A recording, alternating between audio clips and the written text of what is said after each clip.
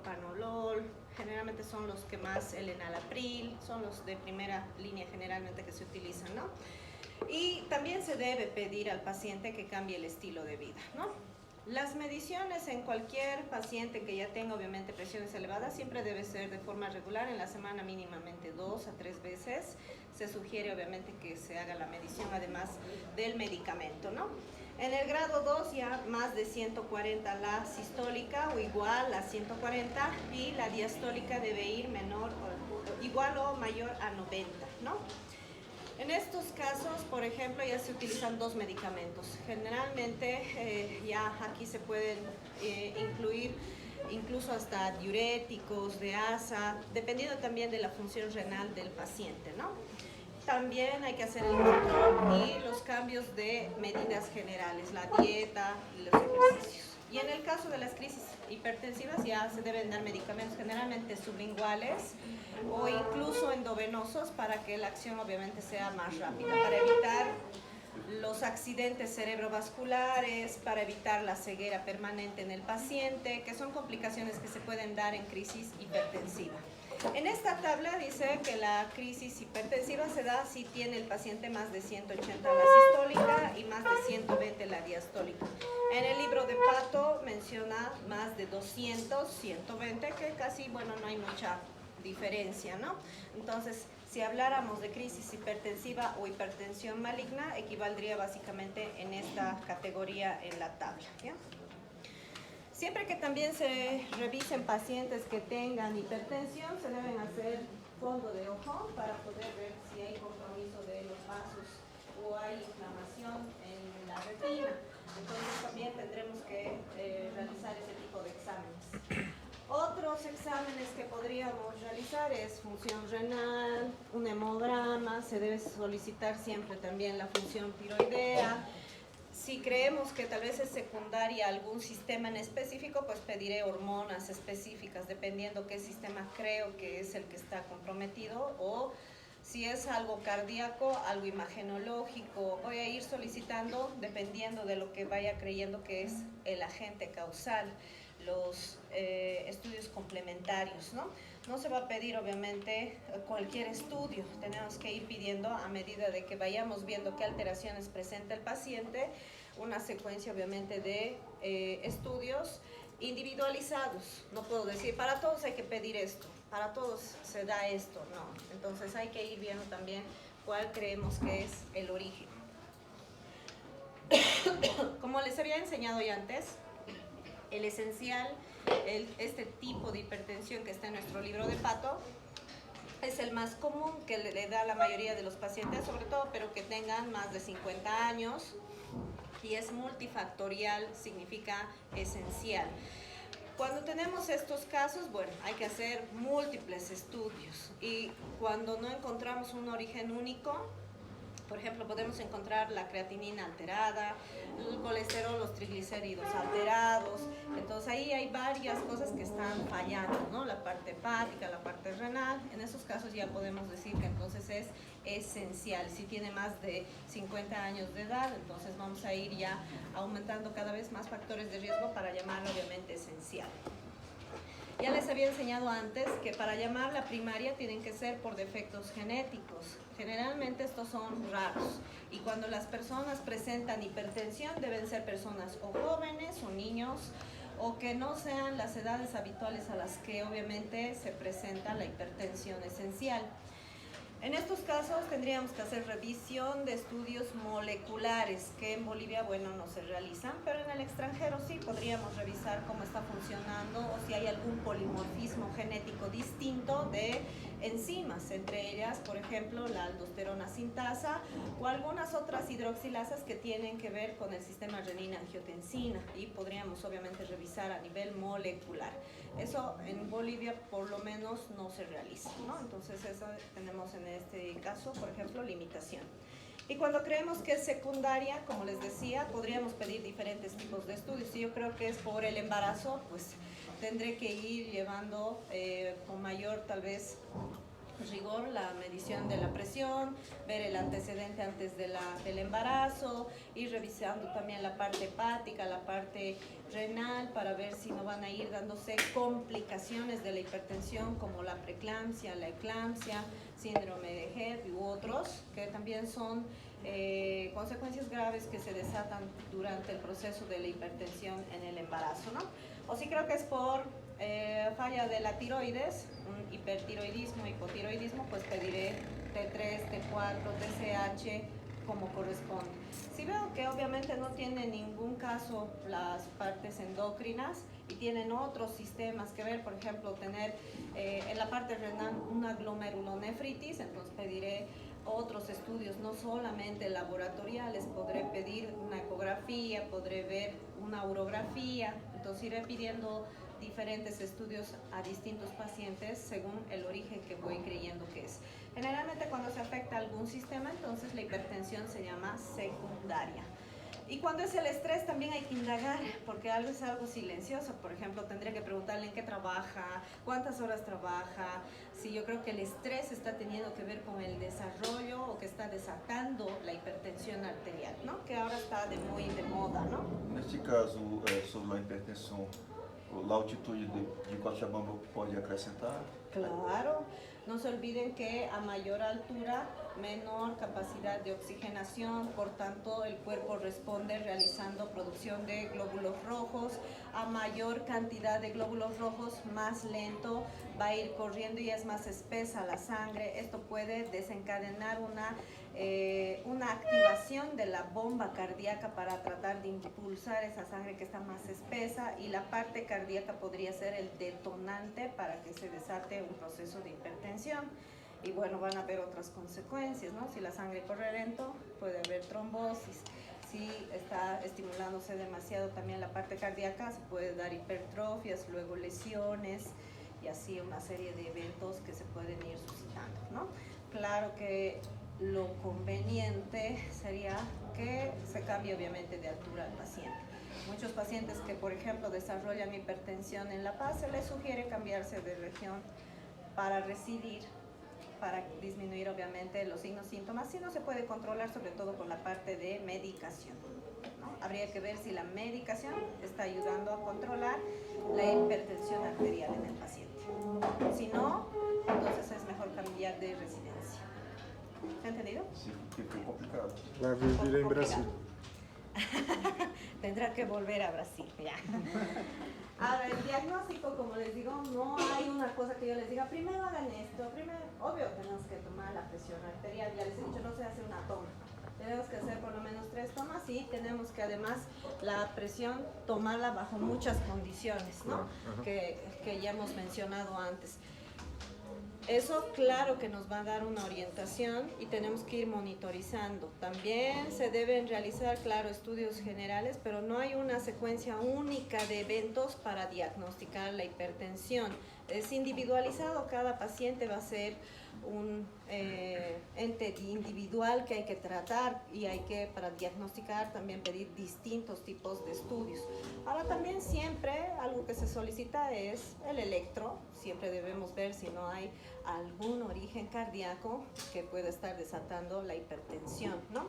Sobre todo en personas adultas mayores, bueno, no se olviden que siempre se dan los procesos de estenosis y por el envejecimiento, la insuficiencia, todo eso puede ayudar a desarrollar lo que son los procesos de hipertensión arterial.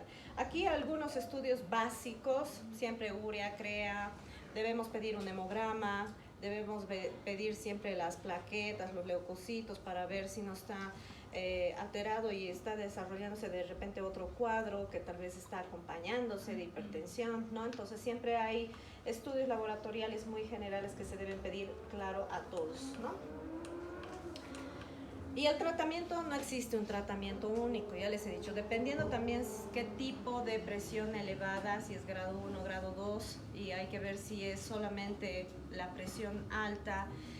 Vamos a ver que las conductas obviamente van a ser distintas, no podemos decir en todos se les da este tipo de medicamentos. También habrá que revisar de la parte renal, de por ahí algún medicamento que se utiliza no es acorde a él.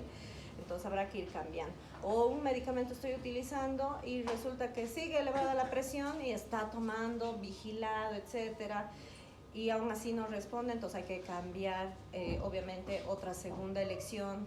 Habrá que ver justamente por qué no está funcionando la medicación, regular la dosificación o incrementar otro medicamento. Como les digo, generalmente los diuréticos son los de segunda línea que hay que incrementar en los pacientes dependiendo de la función renal, ¿no?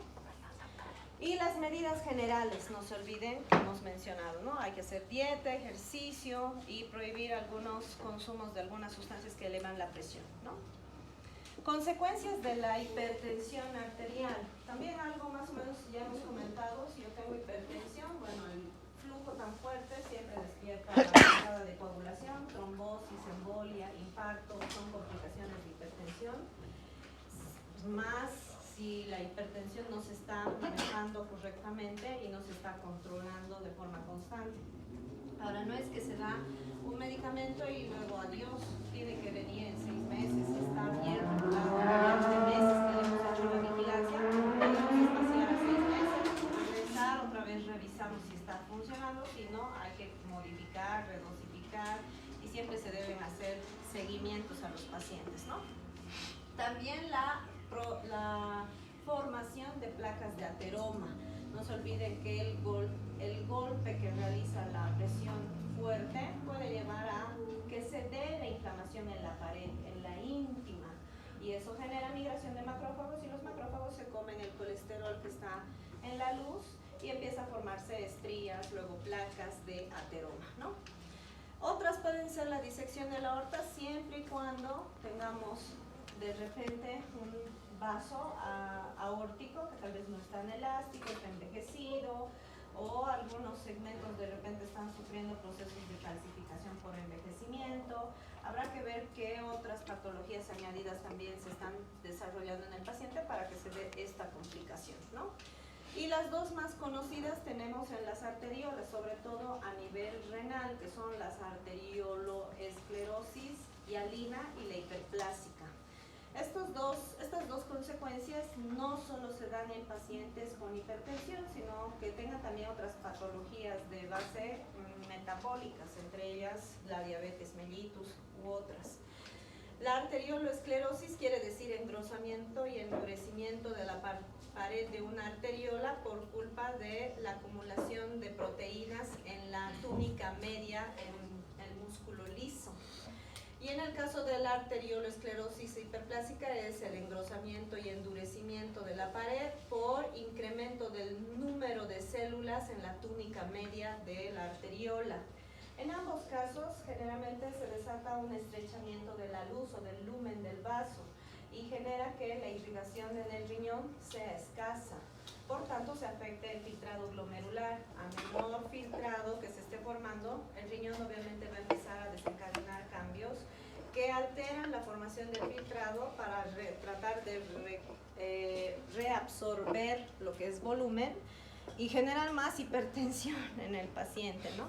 Aquí vemos justamente algunas láminas sobre los dos tipos de arterioloesclerosis. Esta es la hialina y esta es la hiperplásica, la luz muy estrecha. Esta se ha estrechado, aunque no tan significativamente, pero en ambos casos van a promover mal proceso de irrigación del riñón y por tanto, por eso es que se desatan en muchos pacientes que no se controla bien la hipertensión, a la larga insuficiencias renales, ¿no? Por eso debemos tratar de, como medicamentos, regular la presión. Otra patología que vamos a revisar son las arterioesclerosis. La arterioesclerosis es el engrosamiento y endurecimiento de la pared de las arterias por diferentes causas. Puede llegar a ser porque se acumula calcio en la túnica media y se da una calcificación anómala, en este caso distrófica, y se va a llamar de Monkeberg. O puede ser porque se acumula grasa, sobre todo colesterol y estrés en la pared, y eso hace que se engruese y se endurezca. Y este lugar también se puede llegar a calcificar distróficamente y podemos tener la ateroesclerosis, ¿no? Y por último tenemos la arterioloesclerosis. La arterioloesclerosis, que hace rato hemos mencionado, que hay la hiperplásica y la hialina, las dos, ¿no? Entonces esos tres son ejemplos de arterioesclerosis. No es lo mismo ateroesclerosis que la arterioesclerosis de Monkeberg, que la arterioloesclerosis. Son tres cosas distintas que engloba este tema, ¿ya? Vamos a ver un poco más de cada una. La de Monkeberg se da en personas generalmente de la edad media adulta y no se sabe muy bien por qué se llega a dar. Se cree que está relacionado a procesos de envejecimiento celular. Y vamos a ver que hay gente que puede tenerla y no tener ningún signo o síntoma. Se puede morir y tal vez ni siquiera se entera que tenía la arteriosclerosis de Monkeberg, ¿no? Eso también es relevante. Vamos a ver que algunas de las arterias comprometidas pueden ser las femorales y podría también darse a nivel de lo que es la aorta, ¿no? Hay algunas de las arterias que pueden estar comprometidas, ¿no? En el caso de las llamadas arterioloesclerosis, ya hemos visto en los dos casos, bueno, el estrechamiento de la luz es el que desencadena las consecuencias, que va a ser la insuficiencia renal, como hemos mencionado anteriormente, ¿ya? En este caso, por ejemplo, de la hialina, que les había dicho que también pueden tener otros orígenes que no sean la hipertensión, puede ser, no se olviden, diabetes y algunos otros factores que podrían ayudar a desarrollarla, están la acidosis metabólica y la edad obviamente avanzada, ¿no? Y en el caso de la hiperplásica, se cree obviamente que está más relacionada a hipertensiones obviamente malignas o crisis hipertensivas, ¿no? Que también ya les hemos comentado hace rato. Veamos un poco sobre ateroesclerosis. Ya sabemos que es la acumulación de colesterol y ésteres, ¿no? Ya hemos llevado la aterosclerosis como acúmulos intracelulares en patología general. La aterosclerosis se puede dar por muchas causas, entre ellas, por ejemplo, tener hipercolesterolemia familiar, que es un evento que tiene un origen genético que podríamos llevar de forma hereditaria y familiar, o sea, entre varios componentes de la familia, generalmente de primer grado, ¿no? Y en esos casos obviamente no se puede llegar a arreglar ese tipo de manifestaciones que van a tener los pacientes, ¿no? No hay cómo arreglar este defecto genético que se conlleva. Hay otros elementos que pueden ayudarnos también genéticos a depositar mucho colesterol en nuestra pared, sobre todo que tengan que ver con la lipasa de lipoproteínas o con las LDLs, HDLs, VLDLs, que bueno, son lipoproteínas de transporte de lípidos, ¿no? Vamos a ver que también tienen un origen genético, podemos tener alguna herencia mala de algunas de estas lipoproteínas y poder desarrollar fácilmente la ateroesclerosis, ¿no? A veces hay jóvenes que pueden tener crisis de isquemias por culpa de ateroesclerosis, por placas de ateroma muy grandes formadas y llevar al infarto, y uno tiene que buscar el origen, ¿no? Y en esos casos, cuando son en etapas tempranas, bueno, tienen origen genético, ¿no? También puede ser por la obesidad, el sobrepeso, la mala alimentación. Hay muchos factores que pueden jugar para que podamos desarrollar la ateroesclerosis. Aquí he puesto una tabla que es importante, que es de algunos factores que promueven la formación de las placas de ateroma. Algunos de estos factores son modificables y otros que no se pueden arreglar. Entre los que sí se podrían tal vez modificar o arreglar están pacientes con diabetes. Si yo tratara de controlar bien la diabetes, seguramente el metabolismo que haga ese paciente no se va a ver alterado y por tanto el desarrollo de placas de ateroma no va a ser significativo, ¿no? O la hipertensión, si yo controlara bien la presión de mi paciente por muchos años, seguramente no ayudaría a desarrollar placas de ateroma, son modificables, ¿no? El tabaquismo, todos sabemos que las sustancias que tiene el tabaco, el polonio, el arsénico, el cadmio, los hidrocarburos policíclicos, aromáticos, etcétera, son lesivos para el endotelio y causan inflamación, y esa inflamación en la túnica íntima lleva al desarrollo de las placas de ateroma, ¿no? Y las no modificables en la edad. Obviamente a mayor edad, mayor probabilidad de tener placas de ateroma. El sexo, por ejemplo, de los dos, bueno, el masculino es el más relacionado al desarrollo de placas de ateroma, ¿no? Los antecedentes de tipo familiar es que ya haya un familiar que haya tenido placas de ateroma y de repente una crisis isquémica por culpa de una placa, entonces lleva a mayor probabilidad de también tener el mismo problema. Y las anomalías obviamente genéticas no se pueden arreglar, no se pueden modificar, como he dicho, porque pueden ser eventos incluso que se transmitan de generación en generación, sobre todo en pacientes de primer grado de parentesco, ¿no?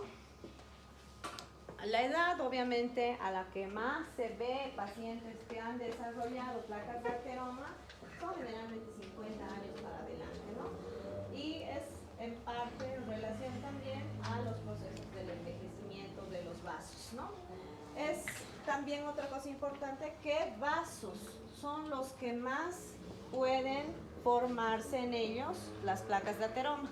Obvio, las coronarias son las encabezadoras, ¿no?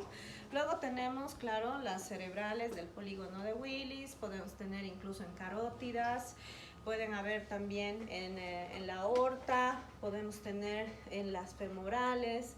Esas arterias generalmente son en las que se da la formación de las placas de ateroma, ¿no?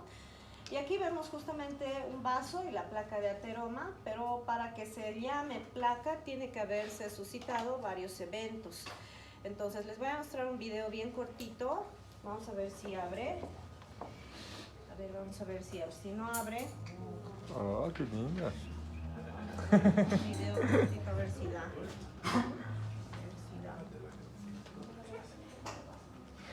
Cortísimo. Nunca les he mostrado este video, ¿no? No.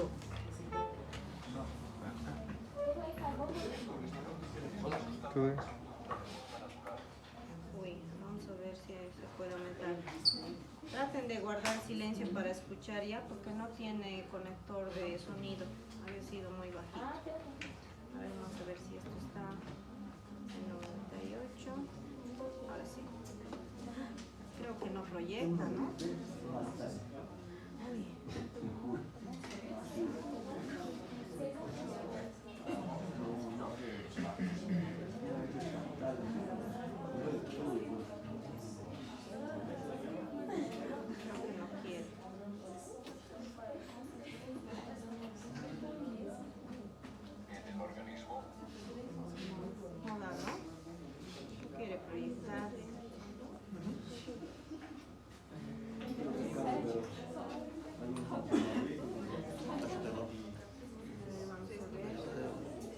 No sé. Sí, ¿no? Ahorita vamos a ver si se puede. Vamos a verlo. Si no, igual voy a explicar, no pasa nada. Dije que no, ya se quedaron en el origen y ya se caló. Ajuda aí, o José.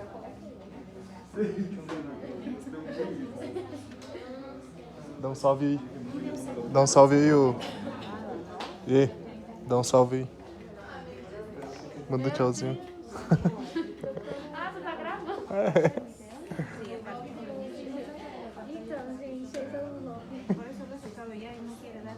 Ya no quiere dar. Ahorita ya ha salido, ¿no? Esse já está doido, vocês não são não. Eu achei que você tava falando pra sua carteirinha. Eu falei assim, dá um salve aí. Oxi, não tô reclamando. Manda um oi aí.